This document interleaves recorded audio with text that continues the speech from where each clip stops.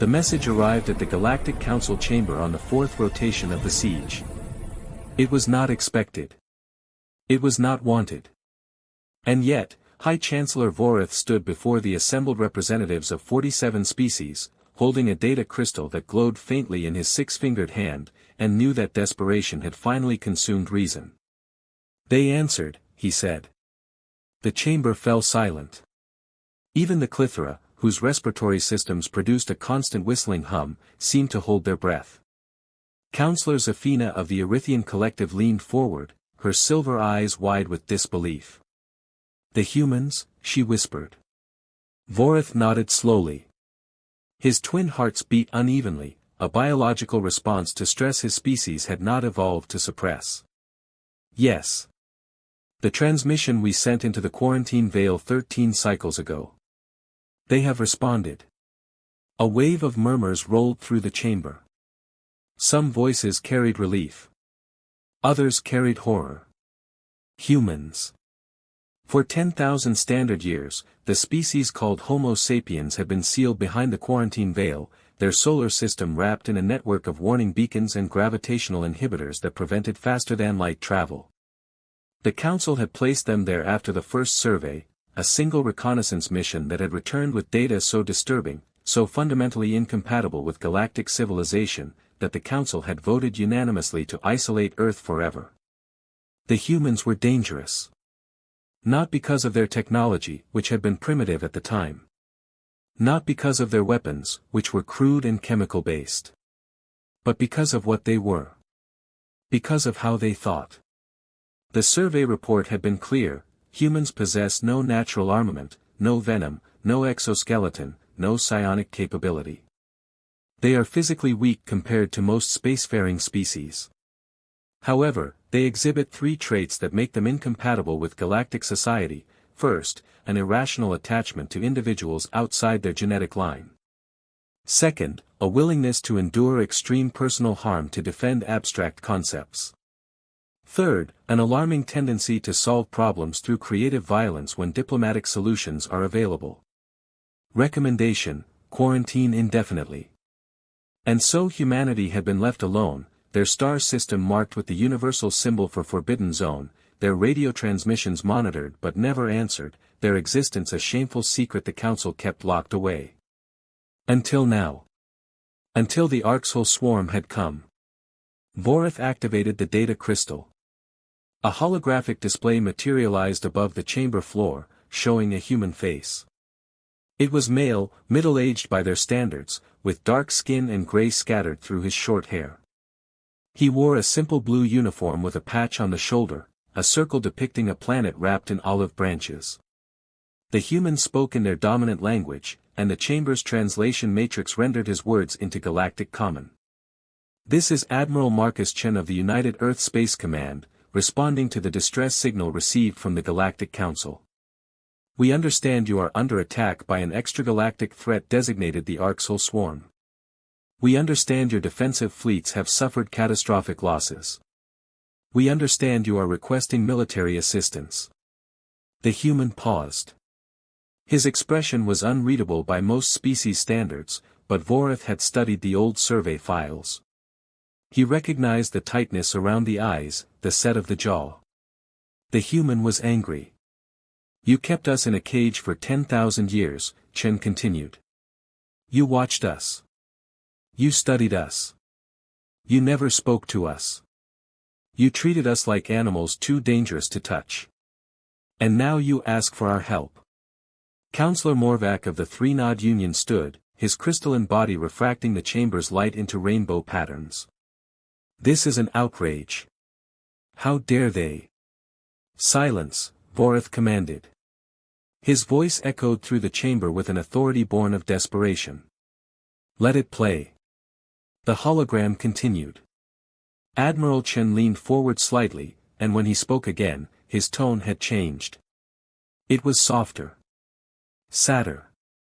"Here's what you need to understand about humans," he said. "We don't forgive easily. We don't forget. But we also don't let people die when we can stop it. Not even people who locked us away and pretended we didn't exist." He straightened, and his expression hardened into something that made Voritha's scales prickle with instinctive alarm. The Third Fleet is already en route to your position. ETA 72 hours. We're bringing everything we have. And when we arrive, you're going to see exactly why you were so afraid of us. The transmission ended. The chamber erupted into chaos. Some counselors shouted in protest. Others demanded immediate defensive preparations. A few simply sat in stunned silence. Vorith let them argue. He was staring at the empty space where the hologram had been, replaying the human's final words in his mind.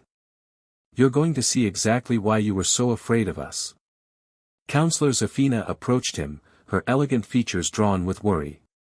High Chancellor, what have we done? If the humans arrive with hostile intent. They won't, Vorith interrupted quietly. How can you be certain? Because, Vorith said, turning to face her, the human said, we don't let people die when we can stop it. Not allies. Not friends. People. Despite everything we've done to them, they still consider us people. Zafina's silver eyes widened. You think they're actually coming to help? Vorith looked out through the chamber's observation dome at the stars beyond. Somewhere out there, the Arxel swarm continued its relentless advance, consuming colonies, stripping worlds, leaving nothing but lifeless rock in its wake. The Council's fleets had been shattered. Their defenses were crumbling. Hope had died 3 rotations ago. Until a human had looked into a camera and promised violence on their behalf. I think, Vorith said slowly, we are about to discover what happens when you cage a species that defines itself by protecting others. Even strangers. Even enemies. He turned back to the Council. Prepare all remaining defense stations for the arrival of the human fleet. And someone find me everything we have on human military doctrine. If they're coming to fight beside us, we need to understand how they wage war. Counselor Morvac scoffed. They've been isolated for 10 millennia. What could primitives possibly? They weren't primitive when we sealed them away, Vorith cut him off. They were already reaching for the stars with chemical rockets and nuclear weapons. They had fought global wars and survived. They had built weapons capable of destroying their own world and chose not to use them. What do you think 10,000 years of isolation has taught them, Morvac? What do you think they've been building while we pretended they didn't exist? The crystalline counselor fell silent. Vorith touched a control panel on his wrist. Open a channel. Wideband, all military frequencies.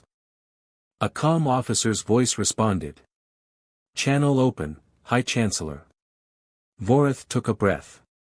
His next words would be recorded, analyzed, remembered. But they needed to be said. Attention all Council Defense Forces. This is High Chancellor Vorith. I am hereby issuing a fleet-wide directive. When the human forces arrive, you will treat them as honored allies. You will integrate with their command structure. You will follow their tactical recommendations. We ask for their help. They are giving it despite having every reason to refuse. We will not dishonor their sacrifice with pride or prejudice. Vorith out. He closed the channel and turned to face the Council one last time. 72 hours, he said. That's how long we have to hold the line. After that, we'll discover if we were right to fear them, or if we should have been grateful they existed at all. High above the chamber, through the dome's transparent surface, a star flickered and died as the Arxel swarm consumed another system. The clock was ticking. And somewhere in the darkness between stars, humanity was coming. The human fleet dropped out of faster-than-light travel exactly 71 hours and 43 minutes after Admiral Chen's transmission. They did not arrive quietly. Vorith stood on the command deck of the Council's primary defensive station, watching the tactical display as reality itself seemed to tear open.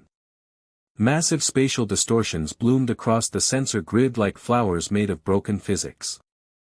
Then the ships emerged. Counselor Zafina gasped beside him. By the ancestors! The human Third Fleet numbered 247 vessels. They ranged from sleek corvettes barely larger than atmospheric shuttles to massive dreadnoughts that dwarfed anything the Council had ever constructed. But it wasn't their size that made Voritha's twin hearts skip in synchronized fear. It was their design. Council ships were elegant, curved, built with aesthetics in mind because warfare had been a rare occurrence for the last 6,000 years. Human ships looked like they had been born in combat and had never stopped evolving. Angular hulls covered in armor plating. Weapon batteries bristling from every surface. Point defense systems that rotated with predatory alertness. No wasted space. No decorative elements. Just pure, distilled lethality. These were ships built by a species that understood violence intimately. Incoming transmission, the communications officer announced. Admiral Chen requests direct link to High Chancellor Vorith. Put him through, Vorith said. The holographic display shimmered, and Admiral Chen appeared. He looked older than in the previous recording, his face lined with exhaustion. Behind him, Vorith could see the bridge of what must be the flagship, humans moving with practiced efficiency, displays showing tactical data, the quiet intensity of professionals at work. High Chancellor, Chen said. His tone was businesslike, almost curt. Third Fleet is in position. We've analyzed the swarm's advancement pattern and identified their primary hive cluster. It's consuming the Keldrathi system, approximately 40 light-years from your position. Vorith pulled up the same data on his own display. The Keldrathi system had been home to 4 billion souls 3 rotations ago. Now it was a feeding ground. We know, Vorith said quietly. We've been unable to mount an effective defense. The swarm's ships regenerate faster than we can destroy them. Their tactics adapt within minutes of engagement. We've lost 17 fleet groups, Chen interrupted. 463 capital ships. Estimated 2 million personnel. We read your tactical logs on the way here. The humans' bluntness should have been offensive. Instead, Vorith found it strangely comforting. No pretense. No diplomatic dancing. Just facts. Yes, Vorith confirmed. Every strategy we've attempted has failed. The swarm learns too quickly. They absorb our weapons, adapt to our tactics. He paused, the admission bitter on his tongue. We're losing. Chen nodded slowly. You've been fighting them like you fight each other. Formal tactics. Predictable maneuvers. Rules of engagement. There are conventions of warfare that. The swarm doesn't care about your conventions, Chen said, cutting him off again. They're not a civilization. They're a force of nature with teeth. You can't negotiate with a hurricane, Chancellor. You can only break it or be broken by it. Vorith felt his scales prickle. And you believe you can break them? For the first time, something like a smile crossed Admiral Chen's face. It was not a comforting expression. Humans have been breaking things since we discovered fire, he said. It's what we're good at. Now, here's what's going to happen. We're going to hit the hive cluster at Keldrathi with everything we have. Not to destroy it, we can't, not yet. But to get their attention. To make them angry.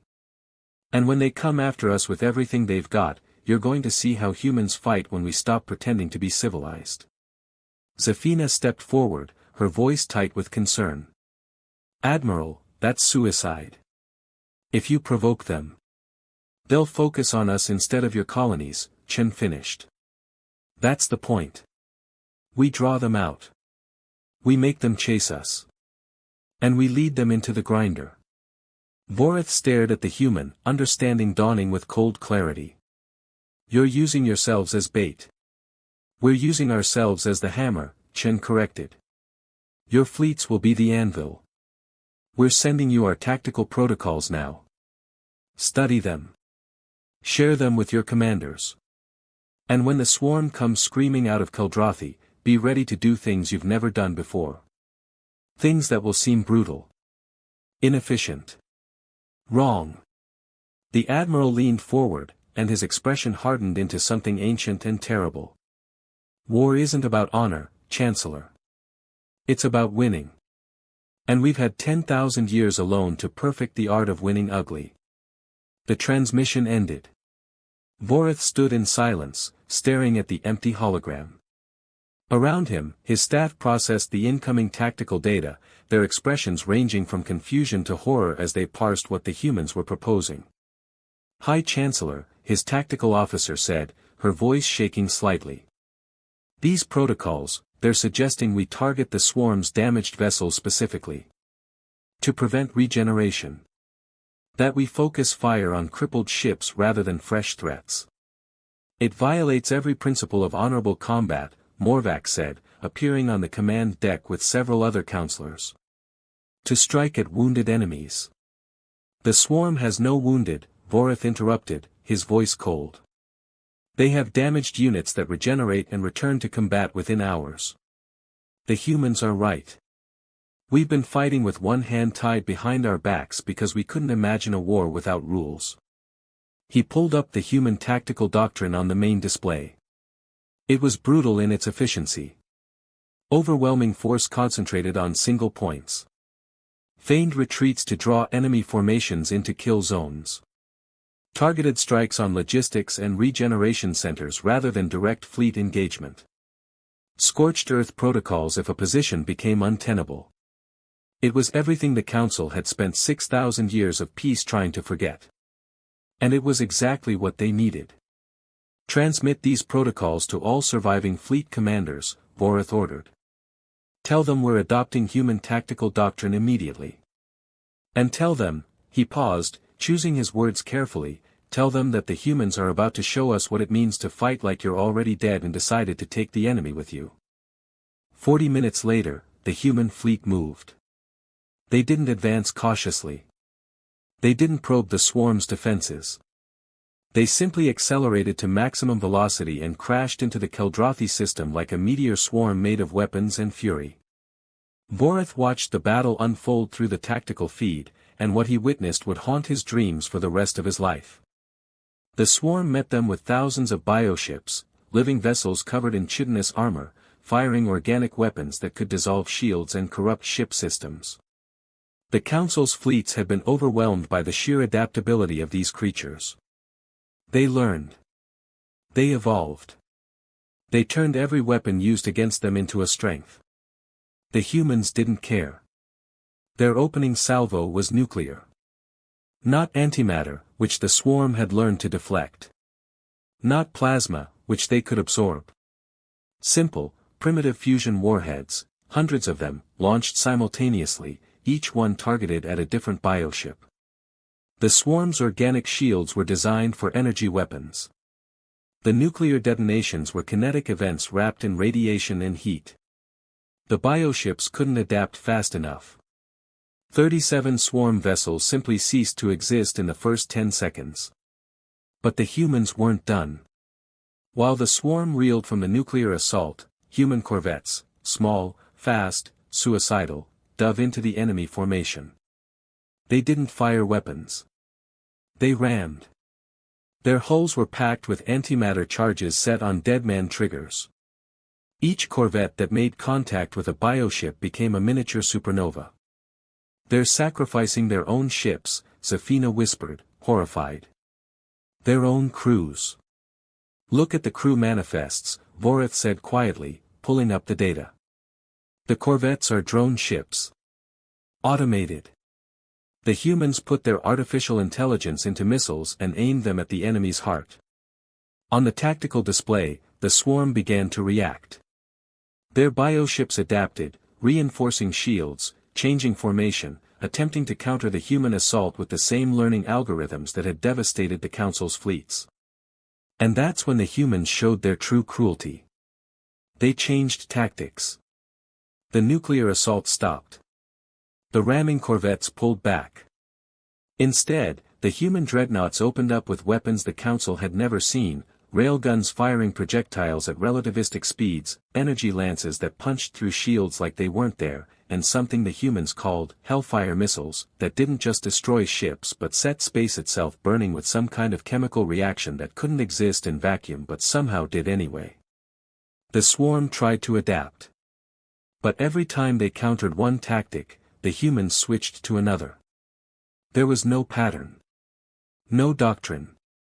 Just constant, creative violence delivered with mechanical precision. Vorith understood then. The humans weren't fighting to win this battle. They were teaching the swarm that adaptation meant nothing against an enemy that refused to be predictable. They were teaching the swarm to fear. High Chancellor, his censor officer said, voice tight with alarm. The swarm is disengaging from Keldrathi. The entire hive cluster is moving. Where? Vorith demanded. The officer's hands shook as she highlighted the trajectory on the display. Toward the human fleet. All of them. Every ship in the system. Voritha's blood went cold. How many? 4,362 bioships. They're abandoning the planet. The humans have made them angry enough to stop feeding and start hunting.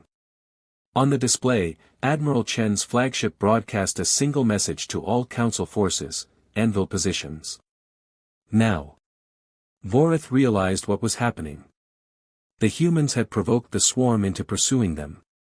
And now they were going to lead that entire hive cluster directly into the teeth of the Council's remaining defensive fleets. They were going to turn the swarm's aggression into its own destruction. All ships, Vorith commanded, his voice carrying across every frequency. Assume anvil positions per human tactical doctrine. Prepare for swarm contact in 30 minutes. And may the ancestors forgive us for what we're about to do. He watched the human fleet begin their fighting retreat, drawing 4,000 swarm bioships away from Keldrathi, away from easy prey, toward a killing field of humanity's design. On the flagship's bridge, Admiral Chen stood calmly, watching the swarm pursue, and Vorith finally understood the old survey report. Humans weren't dangerous because they were violent. They were dangerous because they turned violence into art, adapted it into science, and deployed it with the cold precision of mathematics. They were dangerous because they had spent 10,000 years alone, preparing for the day someone would need them to be monsters. And that day had finally come. The killing field was a graveyard waiting to be filled. Vorith watched from the command deck as the human fleet led the swarm directly into the trap. The Council's remaining forces, 93 capital ships, 212 frigates, and countless support craft, had positioned themselves in a spherical formation around a dense asteroid cluster. The humans had chosen the location with surgical precision, enough debris to interfere with the swarm's sensors, enough gravity wells to limit maneuverability, and enough open space to create overlapping fields of fire. It was, Vorith realized, a perfect ambush. If it worked. If it didn't, the Council would lose every remaining military asset in a single engagement, and the swarm would have an unobstructed path to the core worlds. Human fleet entering the kill zone, the tactical officer announced. Swarm bioships in pursuit. Count is, 4,791. The number had grown. The swarm had pulled reinforcements from neighboring systems, so enraged by the human assault that it had abandoned strategic positioning for pure vengeance. Exactly as Admiral Chen had predicted. The human ship streaked through the asteroid field at velocities that should have been suicidal, their point defense systems shredding any debris that came too close.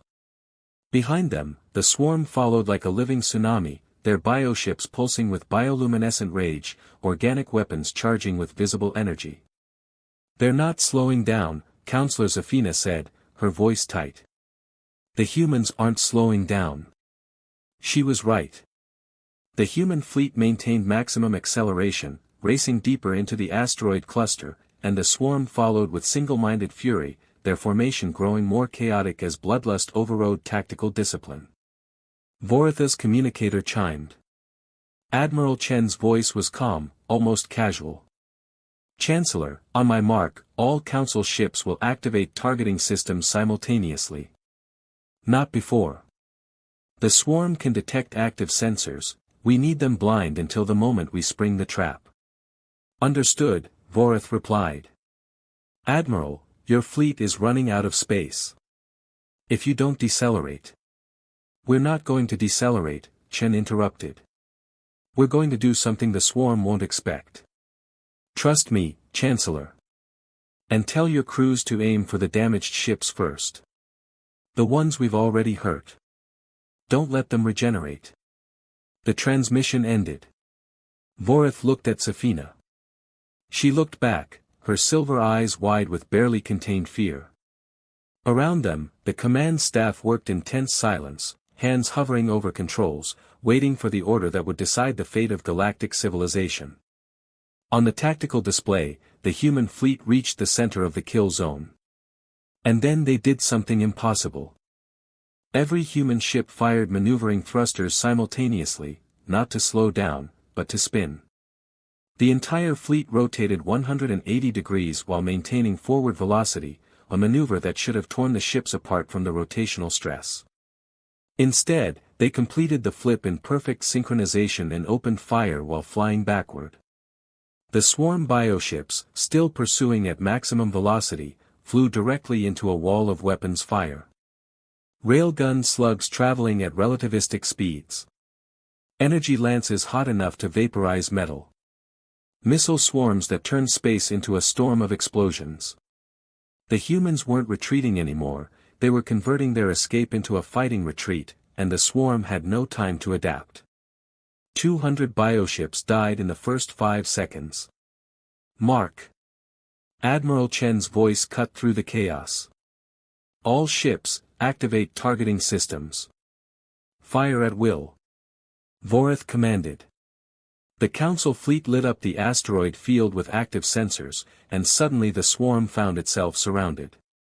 Every direction was a firing solution. Every angle was covered. The bioships tried to scatter, tried to reform, but the humans had driven them into a confined space where their numbers became a disadvantage. Vorith watched as his crews, species who had spent generations avoiding conflict, followed the human tactical doctrine with grim determination. They didn't target the fresh ships. They targeted the wounded ones. The bioships that had been damaged in the initial engagement with the human fleet, that were still regenerating, still vulnerable. It violated every principle of honorable warfare. It was brutally, horrifyingly effective. Bioships that might have recovered and rejoined the fight were destroyed before their organic healing could complete. The swarm's greatest advantage, its ability to regenerate and adapt, was being systematically stripped away by an enemy that refused to fight fair. And the humans pressed the attack without mercy. A squadron of human destroyers dove into the thickest concentration of bioships, shields blazing, weapons firing on full automatic. They didn't try to survive, they were there to create chaos, to disrupt formations, to make the swarm react emotionally instead of tactically. 3 destroyers were torn apart by concentrated fire. But in dying, they created an opening. The human dreadnoughts exploited it instantly, their main cannons firing in sequence, each shot precisely calculated to hit bioships that were already damaged, already struggling. The swarm tried to counter, tried to focus fire on the dreadnoughts, but the Council ships provided covering fire, their crews learning, adapting, finding courage they didn't know they possessed. Swarm attempting to break through Sector 7, the tactical officer reported. Human corvette wing is intercepting, another voice added. Vorith watched as 18 human corvettes, small, fast, fragile, threw themselves at the breakthrough attempt. They didn't have the firepower to stop the bioships. But they had speed, and they had pilots who understood that sometimes the greatest weapon was simply being in the way. The corvettes wove through the bioship formation like dancers, firing, dodging, drawing fire away from the Council vessels. 12 of them were destroyed. But the remaining 6 bought enough time for a Council battlegroup to rotate their firing solutions and obliterate the breakthrough attempt. Humans were dying to save aliens they'd never met. Aliens who had imprisoned their entire species for 10,000 years. Vorith felt something break inside him, not despair, but shame so profound it was almost physical. High Chancellor, Zafina said quietly, watching the same tactical data. They're not fighting for victory. They're fighting for us. I know, Vorith whispered. On the display, Admiral Chen's flagship, a massive dreadnought called Defiant, moved to the center of the formation. Its weapon batteries were glowing white-hot from sustained fire. Its shields were flickering, nearly depleted. But it didn't retreat. It simply rotated to present a fresh shield facing and kept firing. The swarm, driven by rage and instinct, concentrated their remaining forces on the Defiant. Over 1,000 bioships converged on the flagship, their organic weapons tearing at its shields like claws trying to reach flesh. The flagship is being overwhelmed, the sensor officer said, her voice breaking. Admiral Chen is exactly where he wants to be, Vorith interrupted, suddenly understanding. He's drawing them in. He's making them focus everything on him. And while the swarm concentrated on the Defiant, the rest of the human fleet and the Council ships carved through the bioship formations like surgical instruments. There was no honor in what they were doing. No glory. Just systematic, efficient slaughter. The Defiant's shields failed. Bioships swarmed the dreadnought, their weapons scoring deep wounds in its armor. Atmosphere vented from dozens of breaches. Entire sections went dark. Admiral Chen, your ship is, Vorith began. Right where I need it to be, Chen's voice came through, calm despite the sound of alarms and explosions in the background. All Council ships, pull back 3,000 kilometers and prepare for heavy flash. Repeat, pull back now.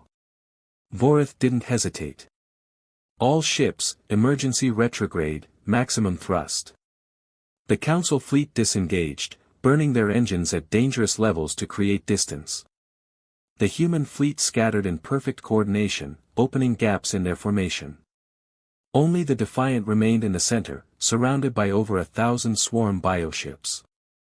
Admiral, what are you? Vorith started. The Defiant exploded. But it wasn't a death. It was a detonation. The dreadnought's antimatter reactor didn't fail, it was deliberately overloaded, turned into a weapon of last resort. The explosion was so bright it temporarily blinded every sensor in the system. When the flash cleared, there was nothing left of the center of the swarm formation. No bioships. No debris. Just empty space scoured clean by matter-antimatter annihilation. 1,500 swarm bioships ceased to exist in an instant. Vorith stared at the tactical display, his mind struggling to process what he'd just witnessed. An admiral had deliberately sacrificed his flagship and Defiant's crew pods are clear, the sensor officer said suddenly. Emergency evacuation successful. Admiral Chen he's alive. They evacuated before the reactor went critical. The human fleet was already moving, exploiting the massive gap in the swarm's formation. Without leadership, without cohesion, the remaining bioships tried to scatter. But there was nowhere to run. The kill zone had become a tomb. It took another 43 minutes to finish the job. When the last bioship was destroyed, Vorith stood in silence, looking at the casualty reports. The Council had lost 29 ships. The humans had lost 74, including their flagship. But the swarm's hive cluster at Keldrothi was broken. 4,791 bioships reduced to debris and radiation. The greatest threat the galaxy had faced in recorded history had been shattered in a single engagement. By a species the Council had locked away because they were too dangerous to speak to. 3 rotations later, Vorith stood in the Council chamber once more.